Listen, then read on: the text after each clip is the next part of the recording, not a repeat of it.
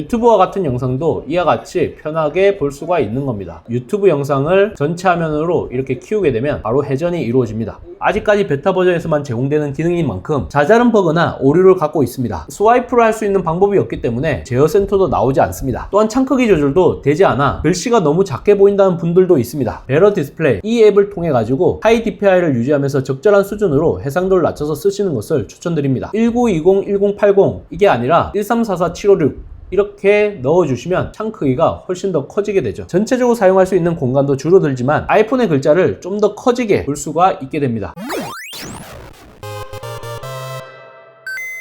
테크요정 비티크입니다. 지난 6월 10일 열린 WWDC 2사에서 가장 눈길을 끌었던 부분은 역시 애플 인텔리전스가 아닐까 싶습니다. 신규 운영체제 한정에서 가장 인상적이었던 변화를 손꼽는다면 iOS 18에 들어가는 통화녹음과 맥OS 세키야에 들어가는 아이폰 미러링을 손꼽을 수 있을 것 같습니다. 통화녹음 기능이 아직까지 베일에 감춰진 모습을 보여주고 있지만 그에 못지않은 대박 기능이 추가되었습니다. 맥OS 세키야 베타의 업데이트와 함께 바로 아이폰 미러링이 가능해진 것이죠. 정확하게 풀어서 말하면 맥에서 원격으로 아이폰을 사용할 수 있는 아이폰 미러링 기능입니다. 과연 아이폰 미러링을 통해 어떻게 가능한지 궁금하실 수 있을 텐데요. 무선 원격 방식으로 맥 화면에 아이폰 창을 띄울 수 있어 맥과 아이폰이라는 두 대의 기기를 동시에 멀티태스킹을 할 수 있습니다. iOS 18 베타의 이상의 버전의 아이폰과 맥OS 세키야 베타의 이상의 버전의 맥 기기가 있어야 하며 두 제품 모두 동일한 애플 아이디로 연동되어야 합니다. 안타깝게도 아이폰과 아이패드 이와 같은 조합으로는 아이폰 미러링을 사용할 수 없습니다. 최신 버전으로 업데이트를 하신 분들은 아이폰 미러링 이와 같은 아이콘이 추가된 거 확인할 수 있을 겁니다. 사용자 맵에서 사용자의 아이폰이라는 팝업창이 뜹니다. 아이폰 미러링에 관하여 더 알아보기 이걸 눌러주시면 현재 이용할 수 없다 이렇게 뜹니다. 아무래도 베타 버전에서 제공하는 기능인 만큼 이와 같은 설명이 아직 준비가 되어 있지 않은 것 같습니다. 계속 버튼을 눌러주시면 아이폰 잠금 해제 이와 같은 항목이 나옵니다. 기기의 암호 입력 또는 페이스 아이디로 잠금 해제를 해주셔야 합니다. 아이폰 미러링 사용 준비 완료. 항상 애플 기기는 심플하고 편합니다. 준비 운동과 같은 과정이 거의 없다라는 게 애플 연속성의 장점이라고 할 수 있죠. 사용자의 아이폰이 근처에 있으면 데스크탑에서 아이폰을 매끄럽게 사용할 수 있습니다. 시작 버튼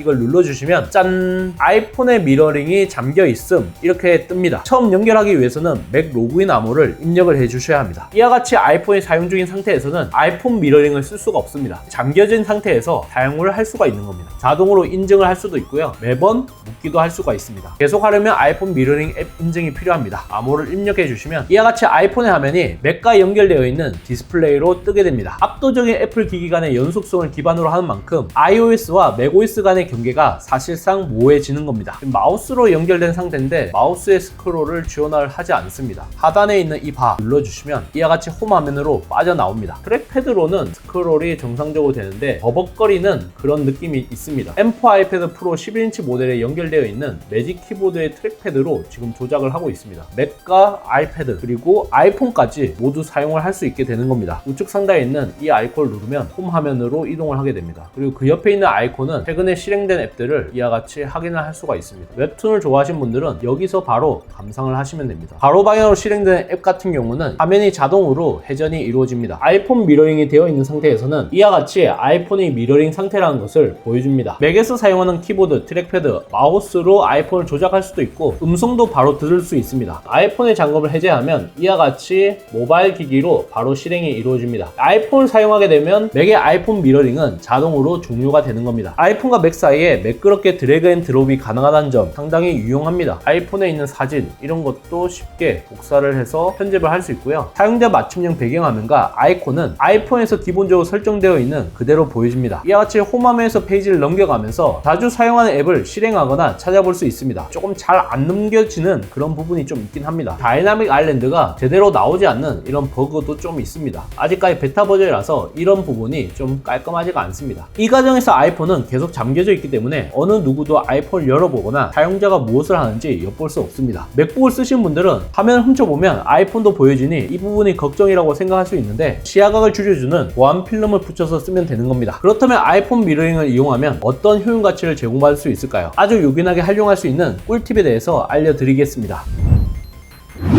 아이폰을 화면에 띄울 수 있기 때문에 폰을 만지지 않아도 조작이 가능합니다. 키보드, 마우스, 트랙패드와 같은 PC 기반의 입력 장치로 아이폰 조작을 할 수 있다는 얘기인 거죠. 아이폰 알림과 소리 모두 맥에서 넘어오기 때문에 아주 요긴하게 쓸 수 있습니다. 유튜브와 같은 영상도 이와 같이 편하게 볼 수가 있는 겁니다. 유튜브 영상을 전체 화면으로 이렇게 키우게 되면 바로 회전이 이루어집니다. 아이폰에 비해 맥은 호환성이 다소 떨어지는 편입니다. 인터넷 뱅킹이나 공공기관에서 발행한 프로그램은 제대로 실행되지 않는 문제가 발생하기도 합니다. 하지만 아이폰 미러링을 이용하면 이와 같은 호환성 문제를 보완할 수 있습니다.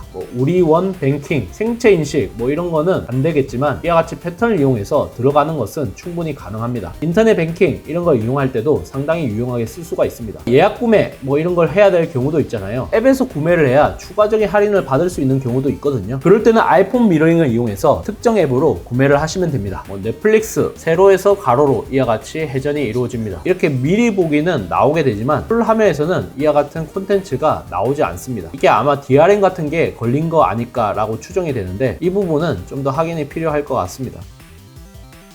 만약 검색 이 버튼을 누르면 검색창이 위에서 아래로 이와 같이 이동을 해요. 이것도 약간 버그인 것 같아요. 사실 맥의 가장 큰 단점 중 하나가 바로 호환되는 게임이 너무 적다는 겁니다. 데스 스트랜딩과 같은 트리플 A급 게임이 포팅이 되고 있지만 아이폰, 아이패드 게임은 호환되는 일부 앱에 한해 실행이 가능합니다. 하지만 아이폰 미러링을 이용하면 선택지가 한층 더 넓어지고 방치형 게임 같은 경우는 충분히 실행할 만합니다. 유튜브, 인스타그램, 페이스북, 트위터 같이 PC 버전을 지원하는 앱들도 있지만 모바일 앱 기반의 UI 환경이 편하신 분들은 아이폰 미러링을 이용해 띄워놓고 쓰시면 좀 더 편하게 사용을 할 수가 있습니다. 이제 맥에서 아이폰 화면 캡처나 녹화를 좀 더 편하게 할 수 있게 되었습니다. 참고로 카메라 앱을 실행하게 되면 아이폰 카메라를 맥에서 사용할 수 없습니다. 이와 같이 팝업창이 뜨면서 카메라 기능을 아예 사용할 수가 없습니다. 아이폰 같은 경우는 화면 캡처를 할 때 측면 버튼과 볼륨 버튼을 동시에 눌러야 합니다. 화면 녹화는 우측 상단을 스와이프해서 제어 센터를 통해 이렇게 이루어져야 합니다. 그러면 이와 같이 화면 녹화가 되죠. 하지만 이럴 경우 번갈아 기기를 사용해야 되기 때문에 상당히 좀 번거로운 일입니다. 하지만 이제 맥에서 자체적으로 지원하는 화면 캡처 기능을 이용하면 아이폰 화면 녹화까지 할 수 있게 되었으니 상당히 편해졌습니다. 아직까지 베타 버전에서만 제공되는 기능인 만큼 자잘한 버그나 오류를 갖고 있습니다. 스와이프를 할 수 있는 방법이 없기 때문에 제어 센터도 나오지 않습니다. 또한 창 크기 조절도 되지 않아 글씨가 너무 작게 보인다는 분들도 있습니다. 베러 디스플레이 이 앱을 통해 가지고 하이 DPI를 유지하면서 적절한 수준으로 해상도를 낮춰서 쓰시는 것을 추천드립니다. 1920, 1080 이게 아니라 1344, 756 이렇게 넣어주시면 창 크기가 훨씬 더 커지게 되죠. 전체적으로 사용할 수 있는 공간도 줄어들지만 아이폰의 글자를 좀 더 커지게 볼 수가 있게 됩니다. 급난둥이 차원에서 아이패드에서 아이폰 미러링을 지원하지 못한 거라면 스테이지 매니저, 아이폰 미러링과 같은 기능이 추가되면서 좌우가 좀 더 넓은 21:9 울트라 와이드 모니터의 활용도가 점점 높아지겠다는 생각이 듭니다. 5K 120Hz를 지원하는 21:9 40인치 전문가용 모니터 델 울트라 샤프 U4025QW가 현재로는 유일한 대안이나 다름이 없는데 앞으로 선택지가 좀 더 넓어지길 기대해 봅니다. 이번 영상을 본 여러분들의 생각은 어떠신가요? 잘 보셨다면 좋아요, 구독, 알림 설정 부탁드립니다. 테크요정 비티크는 다음 영상에서 찾아뵙도록 하겠습니다. 고맙습니다.